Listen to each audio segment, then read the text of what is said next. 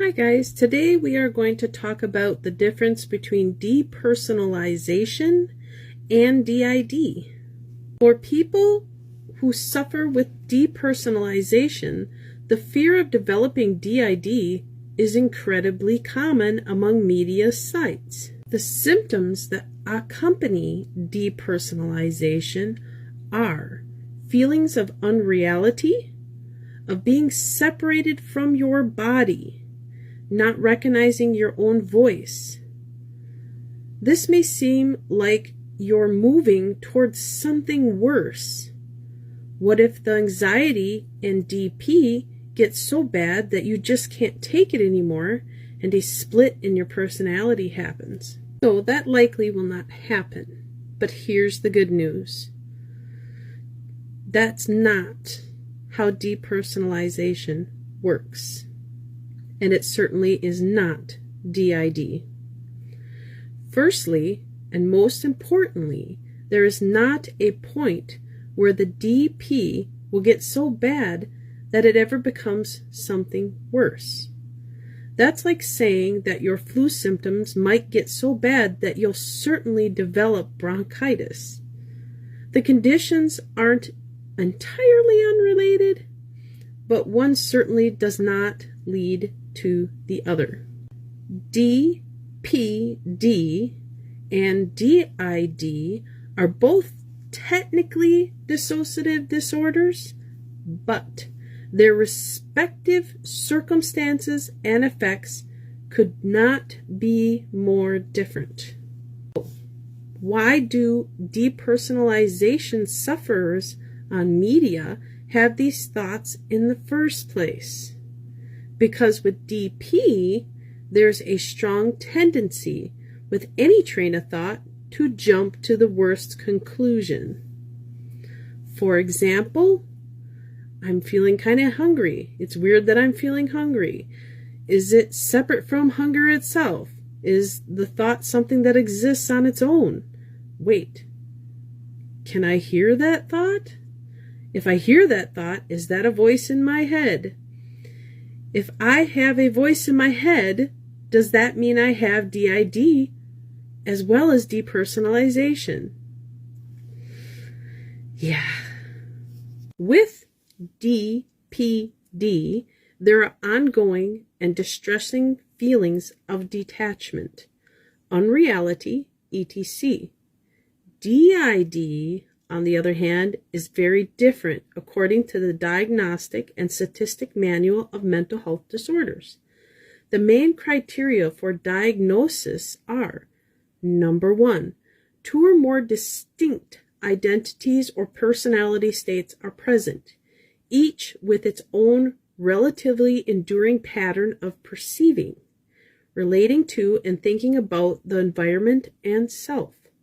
Number 2, amnesia must occur, defined as gaps in the recall of everyday events, important personal information, and or severe traumatic events. Other symptoms include referring to yourself as we, writing in different handwriting, etc. These are obvious and distinct symptoms that don't relate at all to DPD. With depersonalization disorder, it can certainly become very frightening, but there is never anything remotely close to a split in the personality occurring. It may feel that way, but it is not. Because of the anxiety, it can sometimes become difficult to concentrate and recall things, causing anger, distress, and depression. But there is never an actual loss of memory or time. Another vital point to remember is that DID is typically an ongoing response to severe childhood trauma. That is to say that people who have it have almost always had it since a very young age. This will show in background checks. Usually 5 years or younger is noticed. The age varies because I've heard some people say 6 and under, 8 and under, but we let the professionals deal with that. DPD, however, on the other hand, can be set off at any age, but usually in your teens or 20s. You listening up? Hopefully. By something as inconspicuous as a bad experience with weed, the death of a loved one, or even one lone panic attack, accident, etc. It's a huge, sudden change and very distressing. But in terms of how it comes about and is experienced, it could not be more different from DID. Bottom line here is, depersonalization will not give you DID.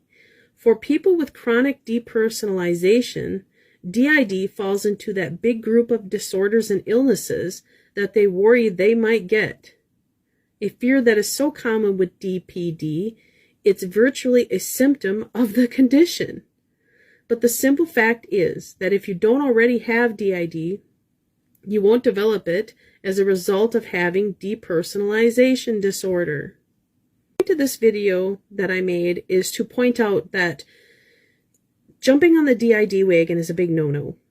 There's a lot of things with DID people and sufferers that we have that may relate to depersonalization. And yes, do we have depersonalization issues with DID? Yes. But the two are still separate. Now, DID, as I stated multiple times, is a disorder within a disorder. All alters have different symptoms, disorders, issues. Okay? Depersonalization is a one standard thing where you can have all these things that I just mentioned. So keep this in mind. Talk to your mental health care professional before trying to self-diagnose yourself with DID. DID, I don't want to say it's really, really rare, but it's pretty rare. And there is a lot of things in history and your medical background and a lot of things that go with it that depersonalization does not have. Hope this was helpful. You're welcome to share it with your mental health care professional anytime. Loves. Bye.